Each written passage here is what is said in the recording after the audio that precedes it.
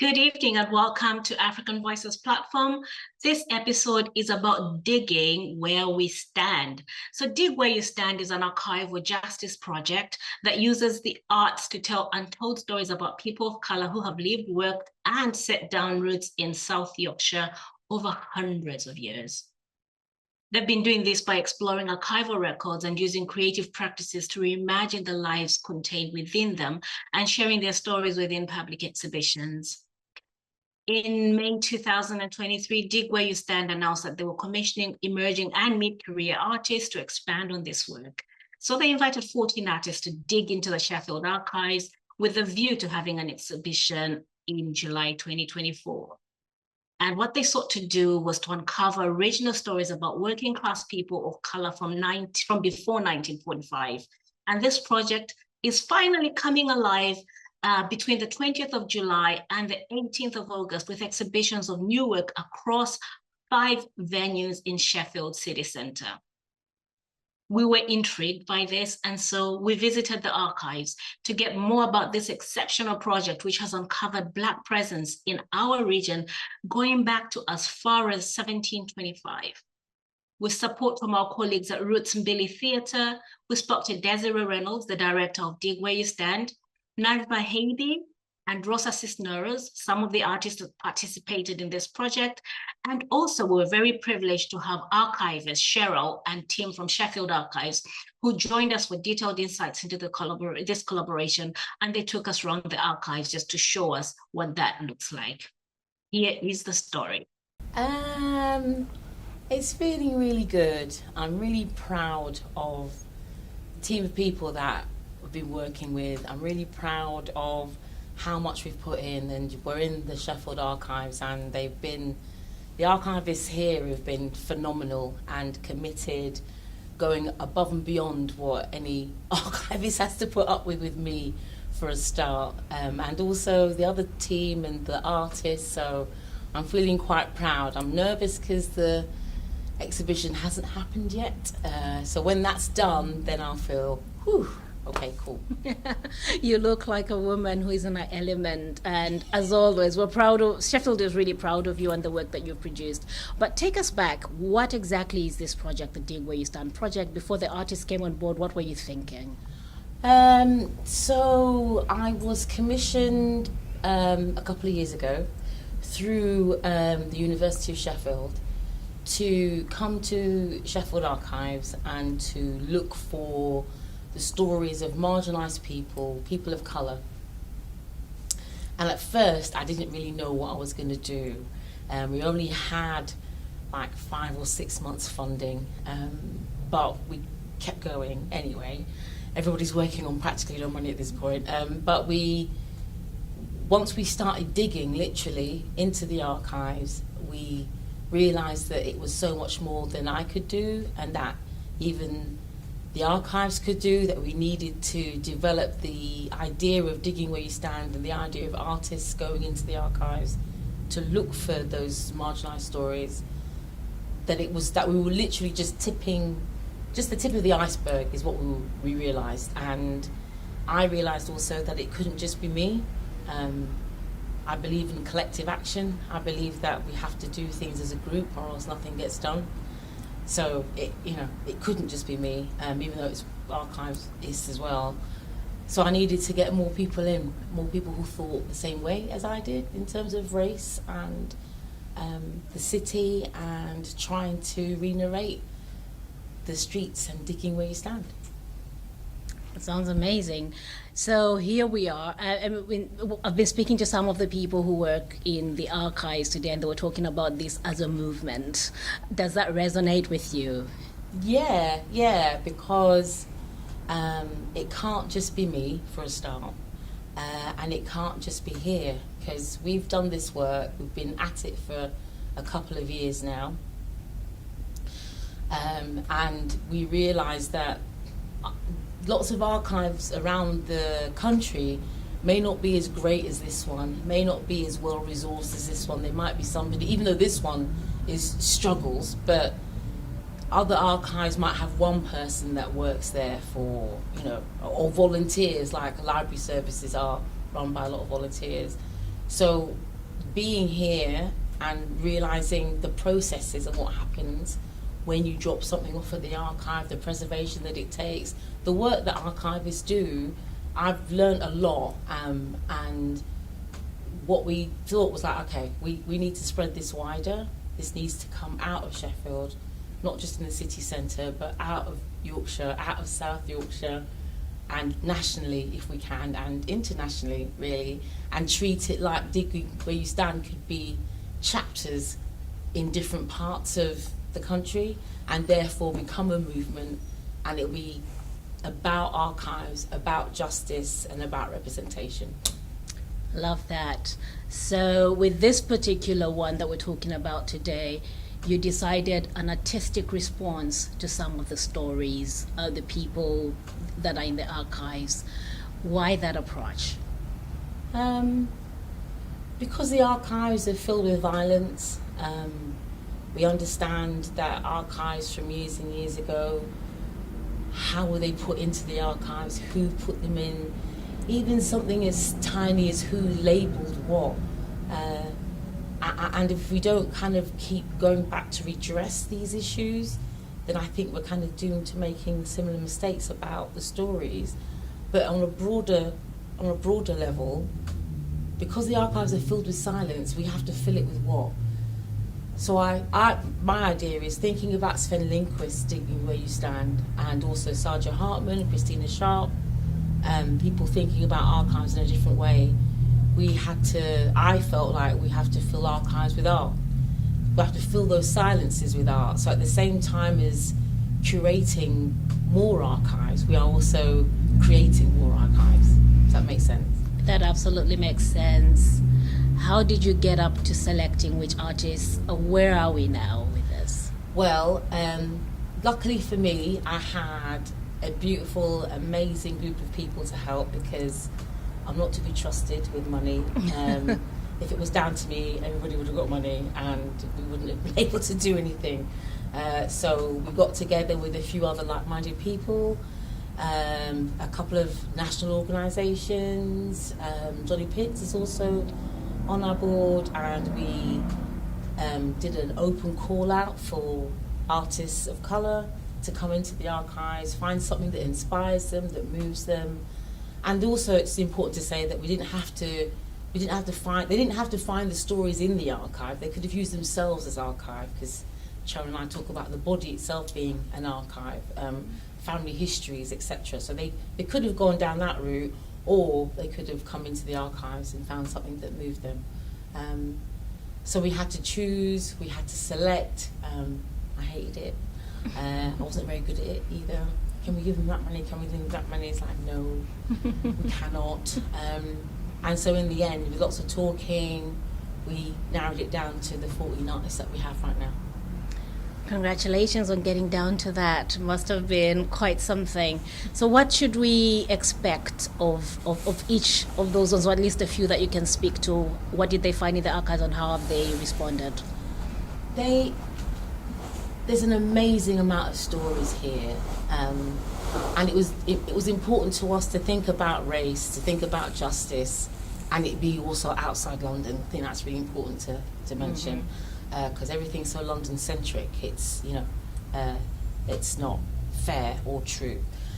So the artists, what you can expect is just like some crazy array of incredible stories, from a Japanese train to Joe Phillips, our steel worker who never managed to get home, and an artist is reimagining his journey and taking him home, actually, to stories that one of our artists, a photographer, she found stories of, she was trying to document Sheffield through the ages, and she did a series of photographs of Sheffield through the ages and how whiteness depicts blackness in Sheffield. So from the 1800s onwards, she talks about finding newspaper articles which then inspired her to create these beautiful portraits, using herself, using her friends.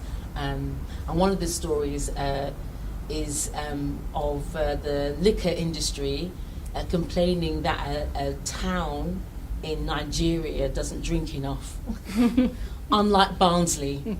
It compares this town, I think it was called Ibadan, to Barnsley, and somehow there's people in Nigeria who don't drink enough, but they do in Barnsley, so there's something wrong, because they wanted to, post-colonial, they wanted to use their links to foist alcohol onto Nigeria. So she's taken some amazing pictures about that. We have the Wentworth Wood House stuff, which 2 artists responded to a house which is like an old stately home based in Rotherham. Bigger than Buckingham Palace, apparently, who knew? And other art, Rosa, who's from the Roma community, found some amazing history in Bayton of the Roma community. That's early 1800s as well, I think. I could go on and on and on. There's just so many stories, and what you'll encounter, hopefully, is these stories around Sheffield. We're going to be in the Wall Market, we're going to be in the Winter Gardens, Sheffield Central Library, Yorkshire Art Space. We're going to be in a few different places, and one of the things that we have had, so let's really talk it really. There's been a lot of help from people. Some help we did not expect, and some help we did expect and we did not get. Some help has been phenomenal, like Urban Splash have donated the doors that you'll see around town from Parkhill Flats, which some of it has been redone and some of it hasn't been. So we were in Parkhill a couple of weeks ago, literally lifting the doors off their hinges to use as a mobile exhibition. It's important to us to reuse materials. We're very conscious of making sure that we don't create disposable stuff. We want to be able to reuse our materials because it's what the planet needs. And yeah, you're just going to be surprised by the stories. You're going to be invested. You're going to think, there's nothing in there for me, that I'm not in there, but you will be.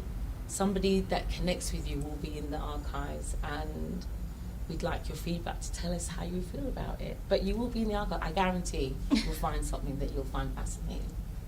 I'm really excited that I was one of the commissioned artists to be part of Dig Where You Stand, to be part of such an important project, not only for the city, but for archives and for the dance community, because I come to this as a dancer.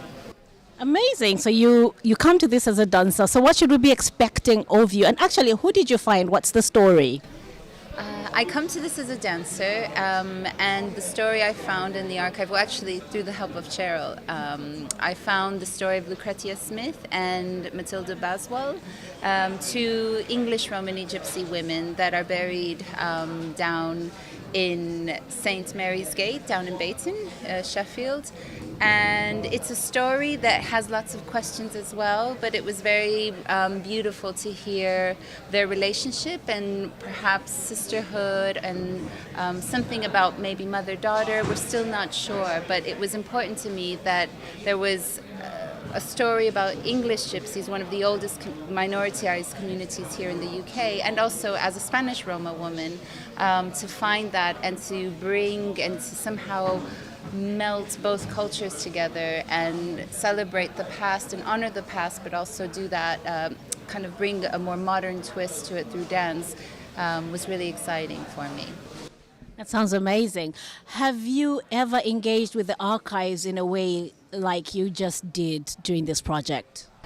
I have not engaged with the archives in the way that the Dig Where You Stand Commission has asked me to. I have done dance in archives, but for this commission I used writing, so there was a lot of writing that was involved that helped me create the choreography and the dance, and then also some photography. So there's 3 elements, and I really was challenged by the commission. I had a lot of support from Alex and Desiree and Cheryl, and it was really pushing me, and because of that I created something that's very different for me as an artist, but also something that I hope offers the archive a different perspective. I'm intrigued. What should we expect to see then in the physical form when we go to see your installation? What shall you expect to see? Well, you will see a screen dance work that has me honoring and respecting both women. You'll see some photography and also some writing that links back to the historical knowledge and historical archive and that information, but also it's very visual and very playing with textures and tension. So hopefully you'll be moved in some way, and that there will be a little bit of, you'll find something and learn something about the English Romani and Spanish Roma community. I'm really excited to be seeing this. What do you see the next iteration of this particular piece of work with Dig Where You Stand going? The next iteration, that's a good question. I don't know. I would love more artists to keep exploring and digging into the archive. I would love to keep learning more about what other women or English Romani gypsies are in the archive, and also see, bring more young people into the archive and to use the material that has been created by all the artists, and to take that into schools, into different parts of the city or different parts of the country, and to show that, just because they're archives, they can still inform and teach us something about the now. And I think there are a lot of beautiful, honest art offerings from all of the artists, and I'd love to see that kind of celebrated a bit more, and it not stay within a month this summer. Was one of the records that intrigued Desiree, and her writing, informed her writing in the first part of Dig Where You Stand. And so she did a creative writing piece to try and imagine what happened to Thomas, what his like, and what happened to him next. We don't know what his journey was like to get here. We don't know what his life was like living with the aristocracy. There's going to be some sadness and trauma around this boy's life. He's not with his mum and dad. No. He's in a farm alone with these people. So she wrote about that, very sort of like tender, sort of sensitive piece. So yes, the artists will come in and they will sit with this information, and they have done. It can be just a fragment like this, but I think it can raise a lot of emotions in you, a lot of thoughts.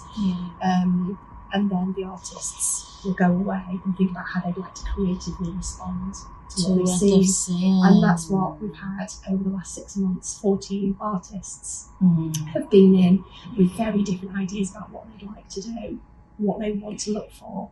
And they've gone away and produced a really interesting array of artwork and responses to the archives that we've seen here. Are the interpretations quite varied in genre, for example? So wildly different. Wow. And this is the really great thing. I'm so blown away by all the talents and on what they've found and how they've responded. For example, we found the story of a Jamaican steel worker, probably one of the Windrush generation. He wanted to build a boat out of scrap metal, and that's dead now, isn't it? So one of our artists has discovered the story of a Jamaican steel worker who was one of the Windrush generation in Sheffield, and he set about building a boat out of scrap metal. He worked at, I think, Balfour Darwin's, and he wanted to sail this boat back to Jamaica. Oh yeah. Yeah, so this is a story that we have in the archives. We actually have some audio, an interview with Joe Phillips, and he's talking on BBC Radio Sheffield in 1972, and we have that audio through the back, so we can hear his voice. And there was a launch for his vessel down at the Canal Basin, and he talks about the weather being right and this, that and the other, and how he intends to do this. So one of our artists has taken this 3-minute piece of audio and it's created, because what happened was Joe unfortunately didn't get to sail that boat back to Jamaica, and we think he died in Sheffield in the early 80s. Our artist Cole Morris has made a shadow puppet play, which features our Joe Phillips, and takes him on that voyage. So the audio is actually part of that? I think it is, yeah.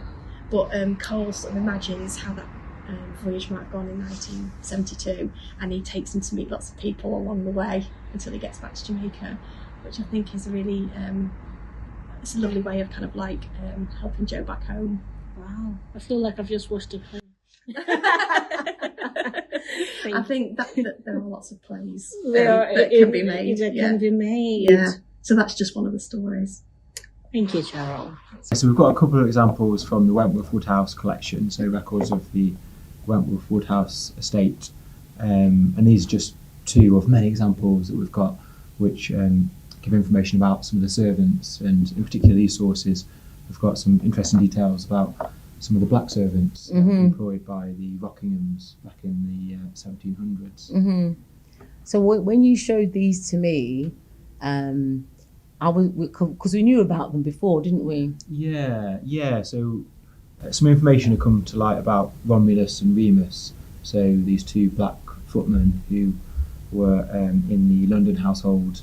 So the Rockinghams, as well as having the big state home at Wentworth Woodhouse, they also had property in London as well. So we had information that they had two black footmen who came over, I think, in the 1760s from America, and so we knew about them in the London household, but it got us thinking, is there any other black servants employed at Wentworth?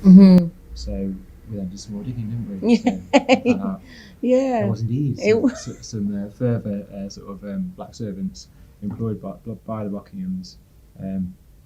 So this volume here is a list of servants' receipts for their wages.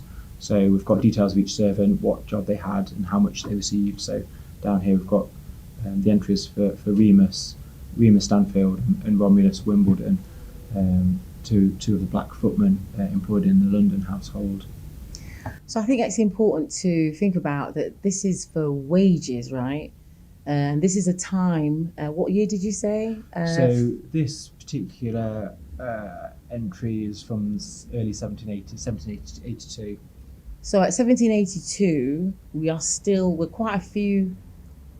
Yeah, so the trading in enslaved people is already happening, and it goes on for another few hundred years after this. But these are black boys, because they were 16 at the time, being paid wages. So I feel like that's something to think about, that they're being paid. Yeah, that's true. So I think it was about 1776 when they were sent over, because they were gifted, weren't they, to Lord and Lady Rockingham by Governor John Wentworth in the States. So they would have been in the employ of the Rockinghams for a few years at this point in time. But yeah, you're right. I think they were only teenagers when they were sent over. Became footmen as well as French horn players in the Rockinghams household. So I went down a bit of a French horn wormhole, wondering what the French horn was about and how important it was. And apparently it was quite important in terms of military. Like the military employed a lot of French horn players at the time. I don't know why. I'm sure somebody watching this might have some more information for us. But these two French horn players were gifted to Lady Rockingham as a present because she'd helped the governor of, was it? So it was John Wentworth, who was a distant relation of the Rockinghams of Wentworth Woodhouse. But I've forgotten what he was in charge. Was he governor of some place in the States? It was either Washington or Hamptons or was it New Hampshire or something New like Hampshire. That? I can't remember. Yeah. It's New Cheryl's Hampshire. got all those details. Yeah, it was New Hampshire that he's the governor of. So this is before America gains its independence from Britain. So like tying it into world history a little bit. And the servants had to sign to say they've gotten wages. So the fact that we have this record of this black servant these black servants signing for their wages at that time is really quite impressive. It is, yeah. So you can see the signatures in their own hand. And what's interesting is, if you look at some of the servants, they clearly can't write because they just leave their mark, they just leave an X. But here we've got Remus and Romulus, both got really nice sort of signatures. So yeah, that sort of indicates that they're clearly, they can read and write. So when we did this together, you showed me this, and then we were like, okay, is there any more black servants anywhere? Yeah. And then it led us all the way to other stories. It did, yeah, and we kept getting even further back in time. So looking through the Wentworth records, we were looking through some of the lists of servants, and there was that name that jumped out at us, George Senegal. We thought Senegal was quite an unusual sort of surname, so doing a little bit more digging, we then found a reference to his baptism in the Wentworth Church records, and he was baptised in 1763, and the entry just says George, a Negro and native of Senegal. So baptised in 1763. It said he was aged about 14 years. So a little bit like Romulus and Remus. This is from a few years Why before. are they all 14? It seems like he'd kind of come to the Rockinghams as a teenager. Right. And I don't understand why they're all 14. Thomas know, Pompey's right? 14 as well. yeah, Mm. yeah, there seems to be a sort of pattern there. Mm-hmm. So yeah, we don't know too much about his background other than clearly he was from Senegal, and so he was given the surname Senegal. So yeah, and then that led us to do even more research, and we got back even further than that. And found out that it was an even earlier. We're such servant, nerds, honestly. Yeah. Yeah. We love this stuff. So I think we ended up getting back to sort of 1720s. Right, right. Exactly. So what these records show, though, is not just about also the signatures that you just said, Tim, as well, but like a snapshot of the ecosystem of a massive house. Because we found, the egg lady.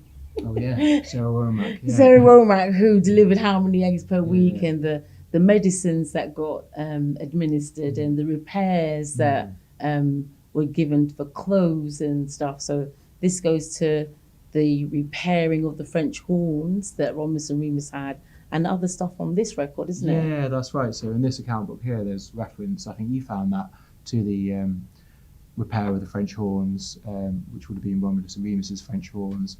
But there was also, as you say, references to mending clothes for the blacks, and again, that's a reference to Romulus and Remus. So it kind of speaks to, because we don't really know what they were doing here in a way. Well, we do know they were servants, but I wondered, like with Thomas Pompey, who, just to reiterate for people listening, Thomas Pompey at the time was our earliest black presence, also in Rotherham. Yes, that's right, yeah. In 1725, I think, and we only found him because of the baptismal record. Yeah. And because he's the godson of a marquis, Yeah. which we didn't know. I didn't know was a step down from a duke. I've got no idea what these things mean. But thinking about these guys now, and that not just the idea of the one black person or the one black person, but there's a sense of community. Yeah. And that's what is quite compelling about the whole story. Yeah, definitely, and a sense of sort of networks that we've been able to sort of tease out. I think it's illustrated in this account book here. So again, this was a reference that you found, Desiree, when looking through the accounts, and there's a reference to a payment to Sarah Senegal, who's the widow of George Senegal, former black footman at Wentworth, who died, and it's a reference to a payment to his widow, Sarah Senegal, for shoes for the blacks, and these shoes it seemed like he'd left the shoes and wanted them to be used by Romulus and Remus. So there's a crossover there. Yeah. That's really quite important. I don't think we'd ever found anything like up here like that before until our digging. No, yeah, exactly. Yeah. So I know from this reference we then looked at some vouchers, didn't we? Yeah. And it was like the first time in 250 years anyone had ever opened these vouchers. They were so sort of tightly packed together, and that gave a bit more detail about this sort of like sense of a sort of network, these shoes being left for these fellow black servants. So like those vouchers, literally no one had opened them for 200 years, really. Well, that's what we reckon. And this box of vouchers from 1762, and we just opened them up, they're really tightly packed together, and I think that was probably the first time, in 250 years they've been opened up. So I find that kind of thing quite exciting. I'm not sure everybody else does, but I find that kind of thing quite exciting, and it demonstrates what Digging Where You Stand is about, but also what your work as an archivist is. That it isn't like, I'll just put my hands on something and find it. We do literally have to go through stuff page by page by page, which is what you did, which is what we did. Absolutely. And what's interesting is we've had this Wentworth Woodhouse collection for decades here at the archives, and people come from all over the world to access it. But because it relates to Lord and Lady Rockingham and former Prime Minister Charles Watson Wentworth, most people's focus seems to be on the sort of like, the Rockinghams and their sort of the great and the good that they mixed with. And the servants, the stories of the ordinary servants have been overlooked. So it just amazes me that these kind of stories haven't come to light until now. And I think we've got more to find, don't you? Yeah, definitely. Yeah, so we've already pushed our way back to sort of 1720s and found reference to Thomas Blake, who seems to be the earliest reference to a black servant that we've found. There's more, I'm sure there's more. Yeah, I'm sure. Yeah, there'll be so much more to discover. It's quite hard to do, and also to get across like how exciting it is, because we haven't found this kind of stuff in here before until we looked. Other than Romulus and Remus, no one's ever talked about these other servants. So this is all sort of like new discoveries. And that it's inspired a couple of the Dig Where You Stand artists, you know, Patty and Kadisha. Both their work have been inspired by these stories in Wentworth Woodhouse, and I think there's just so much more to find. But the thing that I also find fascinating, like I say, this ecosystem of a house, of a stately home, which we don't know anything about because we're poor, so we have no idea about paying footmen for something. But I wonder what their duties were. What do you think? Yeah, I don't know. I mean, it's one of those things because all we've got is little kind of sort of little snippets in the records. But in terms of what they did day to day, I mean, there's some speculation that the footmen, they might have played the French horn to announce Lady Rockingham's arrival, and and undoubtedly they would have flitted about between the London household and the Wentworth household. And accompanied the Rockinghams on their sort of journeys from South Yorkshire to London.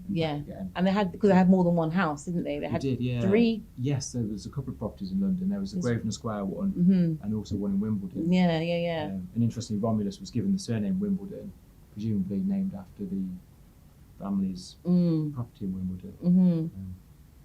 So it's kind of, I suppose, thinking about these black servants and them actually having stories, and that's how we try to redress the trauma or redress the silence in a way, isn't it?